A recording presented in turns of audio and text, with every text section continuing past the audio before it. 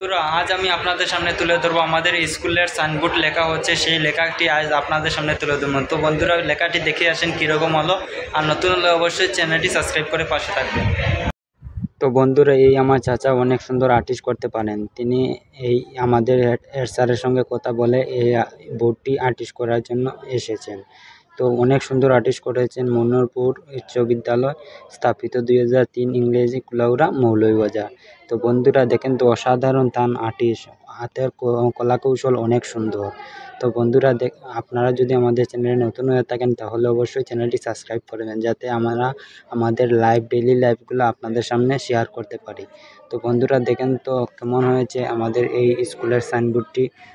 অসাধারণ আর্টিস্ট, তার কলাকৌশল অসাধারণ। তো বন্ধুরা অবশ্যই আমাদের সাপোর্ট করবেন আর পুরোটি ভিডিও দেখার অনুরোধ রইল। আর একটা জিনিস বলতে ভুলে গেছি, এই বোর্ডটি তিনি কাজ করতে কত টাকা মজুরি নিয়েছেন। তিনি সাধারণত 1000 টাকা মজুরি নিয়েছেন এই কাজটি করার জন্য।